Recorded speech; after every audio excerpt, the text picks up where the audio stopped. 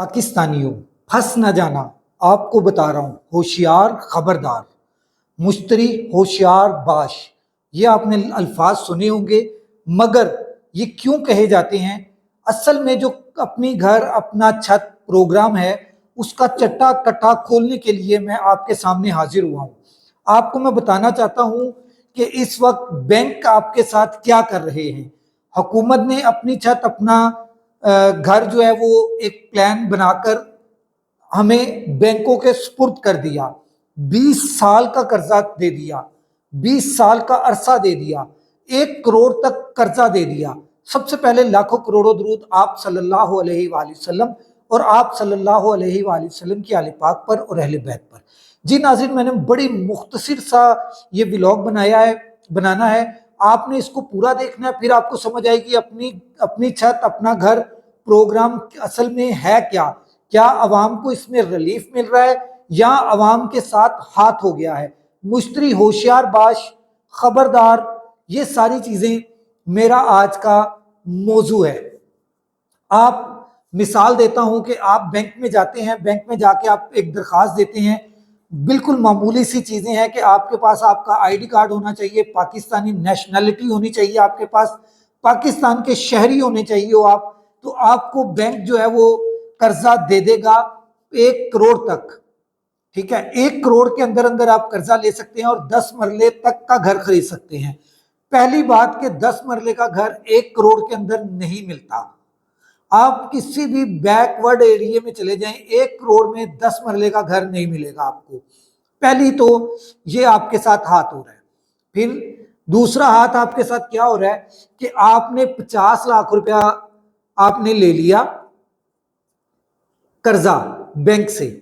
Bank ने क्या करना है, पहले 5 साल आपको 3% जो है वो इंटरेस्ट आपसे लेना है 50 लाख के ऊपर।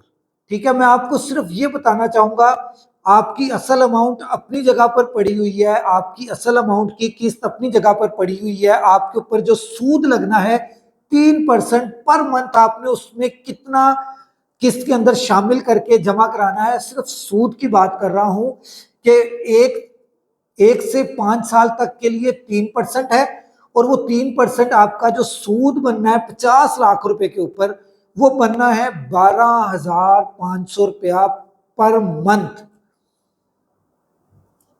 14 तबक रोशन हुए आपके? अभी नहीं हुए, मैं आपको अगली अगली चीज बताता हूं। फिर आपने अगले 5 साल, छठे साल से लेके 10वें साल तक 5% आपने पे करना है, जो कि बनता है पर मंथ आपने 21,000 रुपया सिर्फ सूद देना है, सूद। बाकी आपकी एक्चुअल अमाउंट अलग है, उसकी किस्त अलग है। ये 21,000 रुपया आपने एक महीने की सूद की किस्त देनी है। इसके अलावा बाकी असल अमाउंट की किस्त इसके अलावा है। ठीक है, उसके बाद आ जाए अगले 11 से 20 साल, मतलब कि अगले जो 10 साल है, उसके ऊपर इंटरेस्ट कैसे लगना है। उसके ऊपर 3% प्लस काइबर। आज के रेट के मुताबिक काइबर का जो रेट है वो मिला के कोई 12-13% या 15% के करीब करीब बनता है। ठीक है, उसके हिसाब से आपकी जो सूद की किस्त है वो आपकी बनती है 62,500 रुपया, अगर आपने 5 लाख रुपया ले लिया है बैंकों से। ठीक है, ये सिर्फ सूद की किस्त बन रही है, मैं आपको बार बार बता रहा हूं। जो आपने 50 लाख लिया है वो अलग पड़ा है। ठीक है, अब आप आ जाइए उससे अगली बात के ऊपर। 12,500 को जरब दें आप 60 के साथ। ठीक है, वो कितने बनते हैं? 7,50,000 रुपया। ठीक है, फिर उसके बाद आप आ जाए 21,000 को आप जरब कर लें 60 के साथ। ठीक है, वो कितने बनते हैं? 12,50,000 रुपया। ठीक है, वो बन गए 12,50,000। उसके बाद आप आ जाते हैं अगले 11वें साल से लेके 20वें साल तक, अगले 10 साल के लिए 62,500 को आप जरब दे दें 120 के साथ, 7,75,00,000 रुपया ये बनता है। 75 लाख रुपया हो गया। ठीक है, और टोटल कितना हो गया जी? 95 लाख रुपया। ये अमाउंट्स बनती हैं मेरे हिसाब से। आप जो बैंक को आपने पैसे करने हैं 50 लाख रुपया लेके आपने कितने बैंक को देने हैं? 95 लाख रुपया। 95 लाख रुपया आपने बैंक को देना है, 50 लाख रुपया लेके।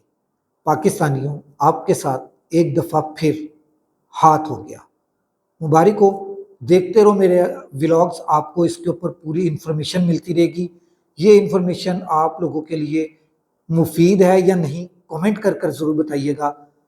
जिसने कर्जा लेना है वो ज़रूर ले, जिसने कर्जा नहीं लेना वो ना ले। मेरी बात, जो मेरा जो फ़र्ज़ था वो मैंने आप तक बात अपनी पहुंचाकर पूरा कर दिया। अगले व्लॉग तक राशिद इकबाल कादरी को इजाज़त दीजिए। अल्लाह हाफिज़। देखते रहें वॉइस ऑफ पाकिस्तानी, ये आपका अपना चैनल है।